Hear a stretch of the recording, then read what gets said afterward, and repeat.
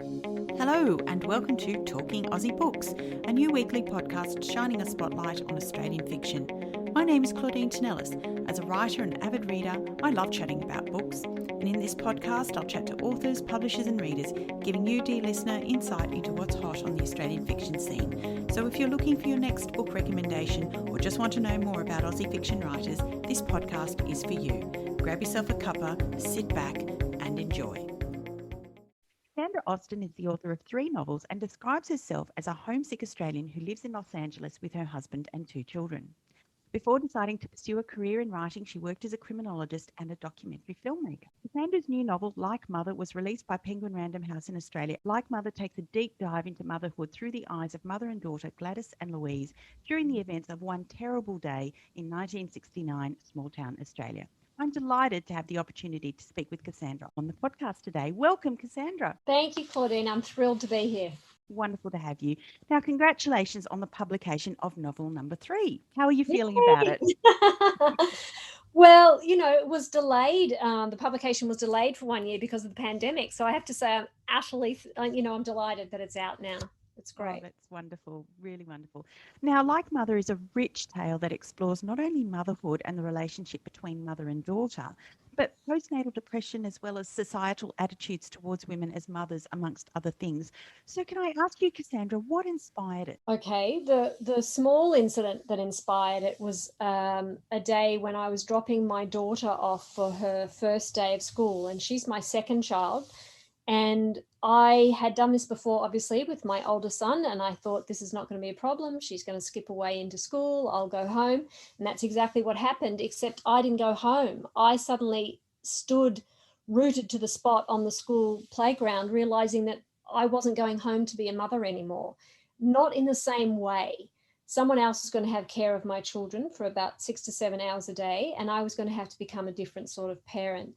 And I was really saddened by it. I wasn't prepared for it at all.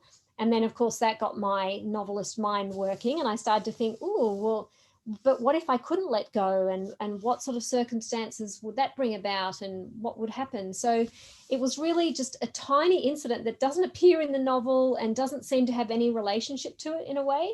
But that's what sparked me thinking about a moment of letting go of your children and what that means and how you cope, because you're really letting go of them from the moment they're born in a way. Tell me about your decision to set the novel back in 1969. Now, for me, despite the obvious differences in attitudes and the distinct lack of modern conveniences that we have today, the themes were as relevant today as they were back then. Was this deliberate on your part?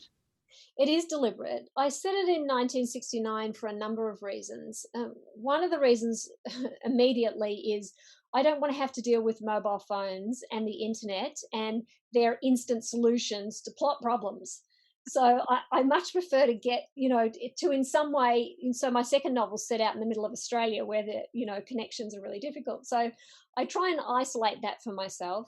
And the other reason is because I wanted an event like the moon landing where I could be looking at something that was happening on a global scale. And it really was. The whole world was watching that moment. And I could use that fantastic sort of backdrop in a great contrast to what was going on in one individual's life.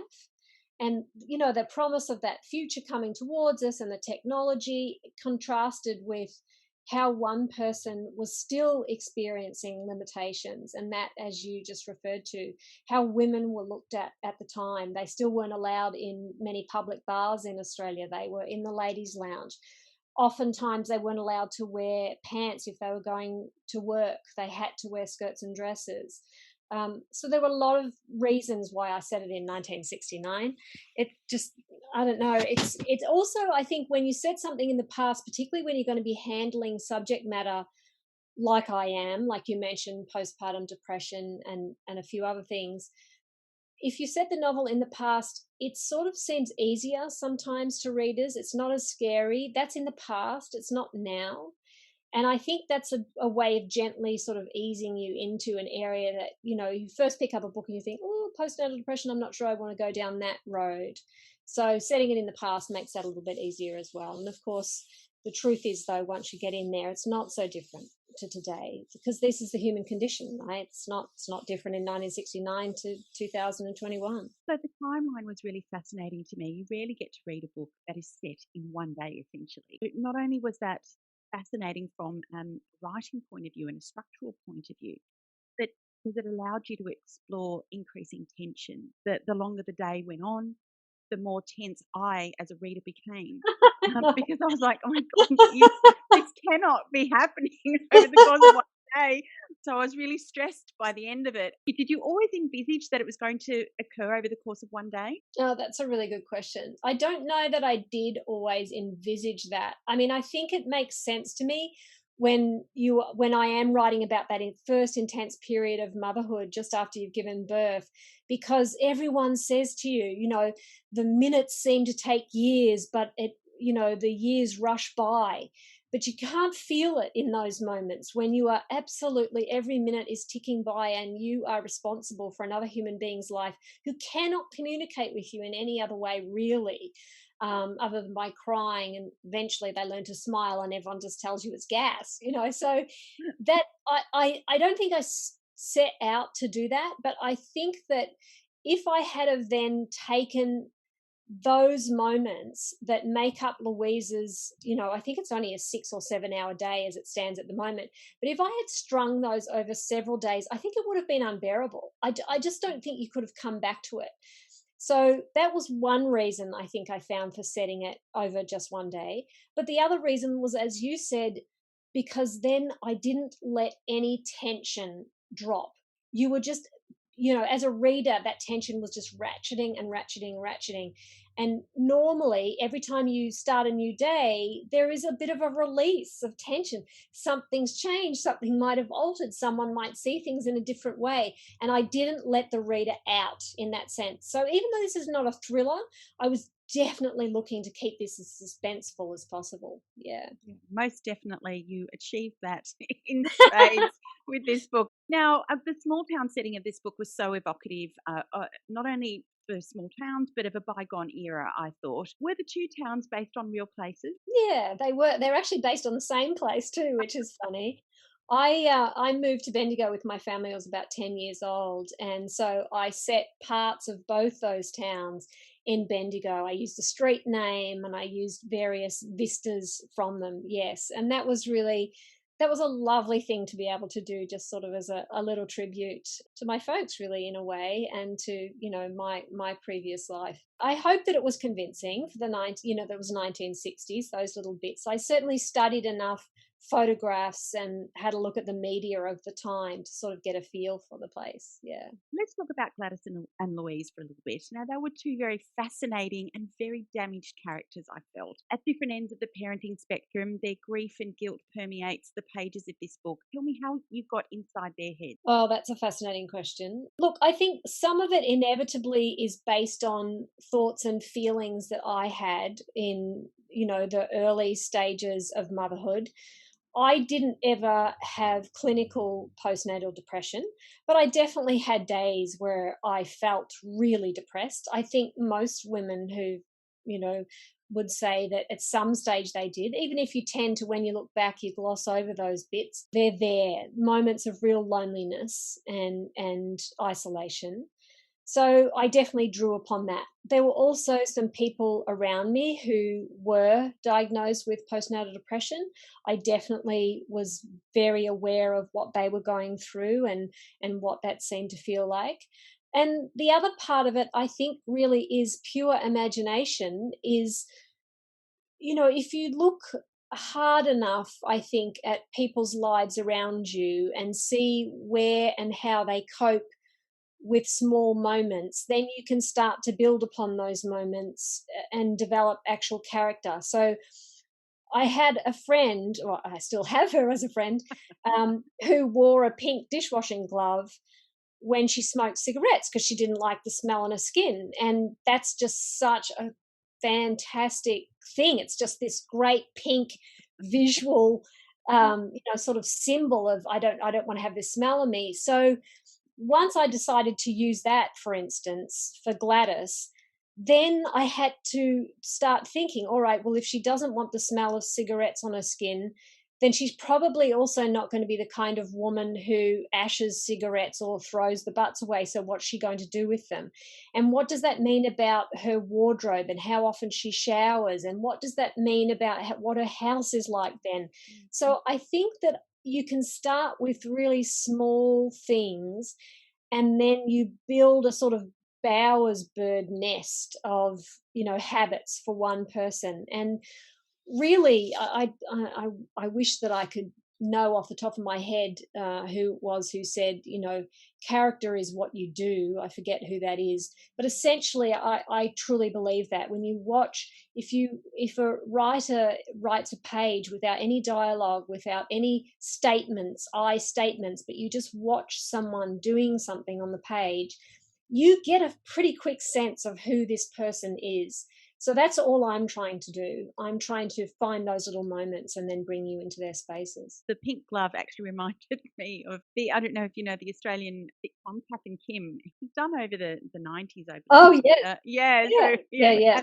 Kath is the woman that stands at the kitchen sink with the yellow glove on while she's smoking and lets all the smoke waft out of the While kitchen she's window. smoking. That's exactly right. Yeah. Yeah, that's absolutely true. So That's true, and I know that so well. And there you are, and I'm thinking, no, it's this friend I've got that I got it from.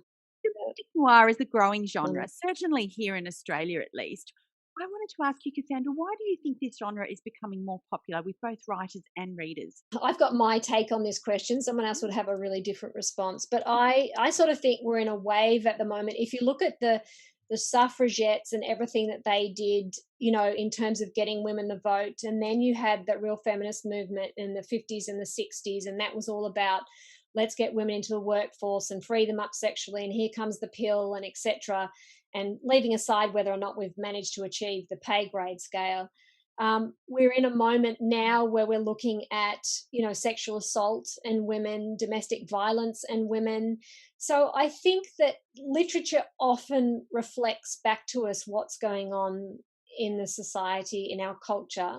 So I'm not at all surprised that at this moment we're getting a wave of mummy noir. Why mummy? Maybe that's a little bit more tricky. I don't know, but I've seen so many books with mother in the title recently. It does seem to be, maybe that's another area that really is about to become explored in the programs and policies and governmental way. Maybe that's an area that we still really haven't spoken about yet. We're getting into, when we're talking about domestic violence, maybe that's something that's really coming out of that, which is, it's an awful thing to say, literature coming out of that, but literature helps us find the language to confront this, to expose this, to suggest other ways. So I say good on us, for doing this. I think literature does help us make sense of the world, helping women make sense of their own experiences and even the experiences of their own mothers. Oh, definitely. I think that's really true. I mean, that's part of looking at the historical versions of these things as well.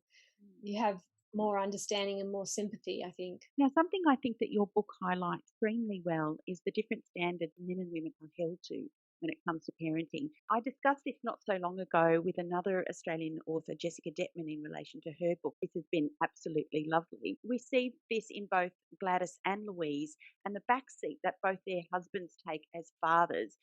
Do you think this is still as true today as it was in 1969, generally speaking, that is? Wow, that's a big question, Claudine. Can I answer that? Yeah, that's a really, gosh, my father was heavily involved in the upbringing of us. So my experience was not that, but many of my friends' fathers were definitely very office fathers and not hands-on fathers. And a lot of women liked that. They wanted to be the ones who were controlling the house, and that sort of made sense to them. Feminism kind of took that apart for us a little bit and said, okay, but if you want to be in the workplace, then you can't also be trying to manage everything at home. We need to get some sort of equality. And my husband just reminded me today that I think it was Virginia Woolf who said, the enemy of the writer is the pram in the hall, in a sense. And it's something that comes up, I think, in interviews with women that doesn't so much come up in interviews with male authors, when they're talking about their books, well, how do you juggle it with the kids at home? Mostly because they don't. They don't have to. They have a separate office. My office is the living room table. My husband has his own office. But do I think it's any different? Do I think it's any better? Do I think it's changed? I think it wants to. I think that we're still trying to work out how women can create a work structure and a workplace that suits them rather than fit into a workplace that was designed for men in the first place. A 9 to 5, going out, being out all day. When you're a woman who has young children, you've got to be thinking of where they are, what they're doing, how they're doing it, who's picking them up, whether something's gone wrong, if they're ill, who's staying home with them, etc. So that workplace doesn't work for us. So, my answer, I guess, to your question is no. I don't think it's moved enough. I definitely don't think it has. I think we have some very fundamental structural change that still needs to be ahead of us if there's going to be significant change. Yeah. Yeah, that's so interesting to me because a long time ago I worked for a man back in the early days when I qualified as a lawyer. And I worked for a man and I said, and he said to me, Claudine, things are never going to change unless they figure out how a man can give birth. And that was a really long time. That's right. Well, my husband says if men could give birth, this world would be a very unpopulated place. So I don't know. I guess it goes one way or the other way with that then, doesn't it? It's tricky. It's very tricky. But until women stop being the deviation from the yardstick that is man, then yeah, we're always going to be chasing our tails. So very well said. Stephen, Louise's husband, sells refrigerators, and this commentary forms an interesting backdrop to the events of this story. Louise doesn't have a twin tub washing machine, for example, though she does have a brand new fridge. And he seems to think her inability to cope with the demands of motherhood and the state of their house is related to this somehow. Do you think he's missing the point? Yes, I do think he's missing the point. And it's, it was funny because I have had a couple of people sort of say to me, oh, the blokes in this book, they're not as sympathetically presented as the women. I think the women are very complex, but I think the men are too. But I think it probably is true that I gave them a bit of a hard time, but I was trying to present what can sometimes read as a fairly uncomprehending male view of what it is that women actually have to do as full-time caregivers. And unless you have stepped into that role, I don't think you can understand. And I think that's why, in the era that I've written about, the term postnatal depression didn't exist. And often women were told they were hysterical. I think women had a more sympathetic view for each other, but doctors, who were still by and large male, would often prescribe women tablets to cope with how they were feeling. I had some fun also in this book, I will say. The book isn't meant to be read as a serious literary novel. It's domestic noir. This is a roller coaster ride.